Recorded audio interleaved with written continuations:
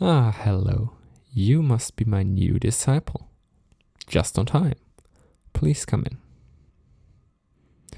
You can put your jacket here and please take off your shoes.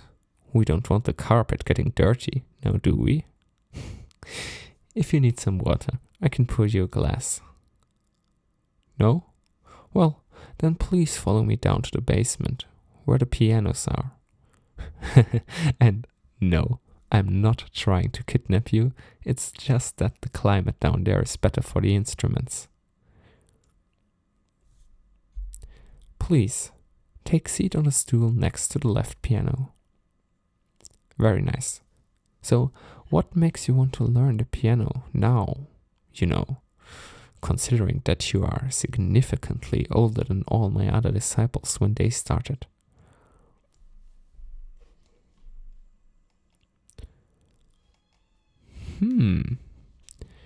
These are some pretty thoughtful reasons. Better than any I could have come up with. You seem really smart. I already sense our lessons will be a lot of fun.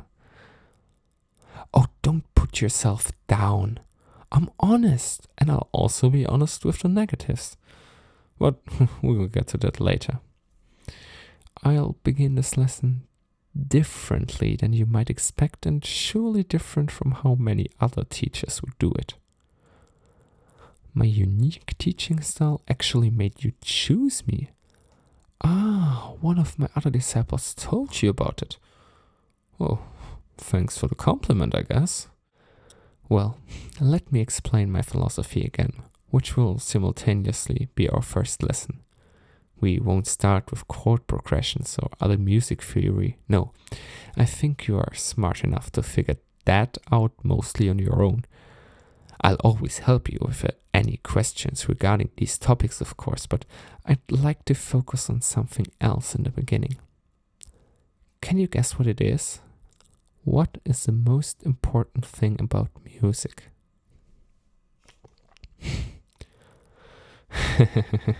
You are not completely wrong.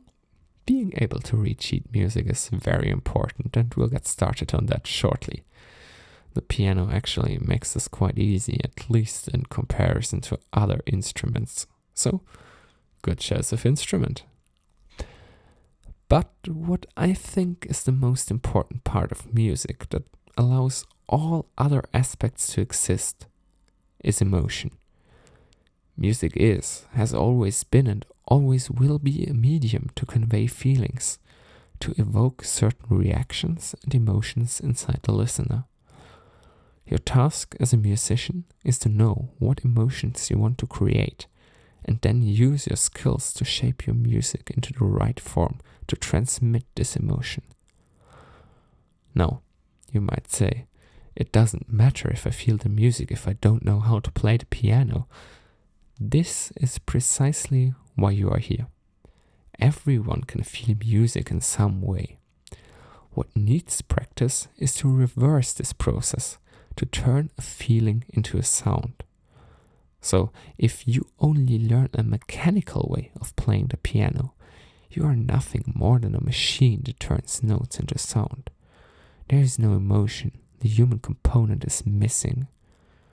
For practicing, this means that there has to be the process of understanding what emotions the piece of music wants to convey, then deriving how it should sound, and lastly, playing the piece. Now the most important part is to listen to what you're playing. Generally, listening is one of the most important skills of any musician. You compare what you hear to your expectation of how it should have sounded. In the beginning, this will usually be way off, but by adjusting your playing technique in such a way that the result matches the expectation closer and closer every time, you'll learn and get better.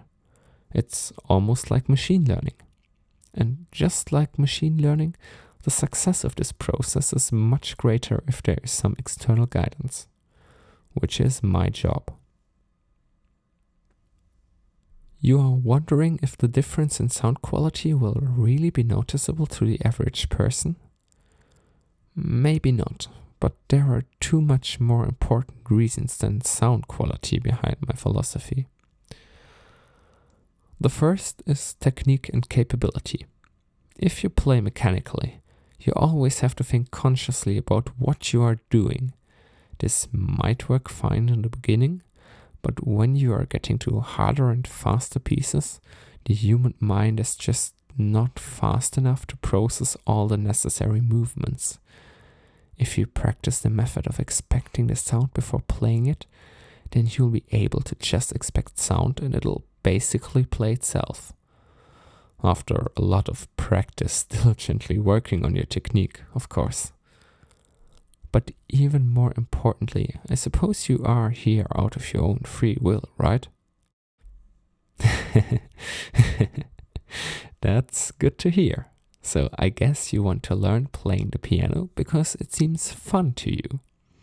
Let me tell you, it really is. And it's most fun if you are feeling the music that you play, if you become one with the piece and the instrument. These moments are truly magical.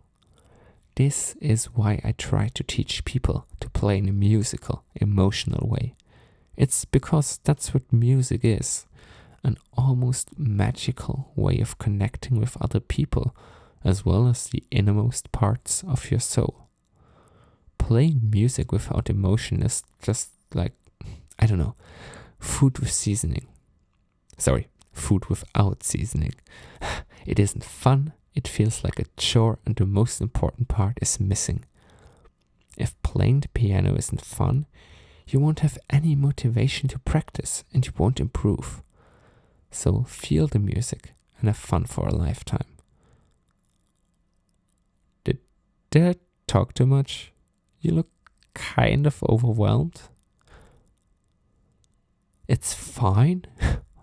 Damn, you're really smart to have understood all of this so quickly. And that took me quite a long while to come up with. I tell you, in 1 year, you'll be really good with these keys.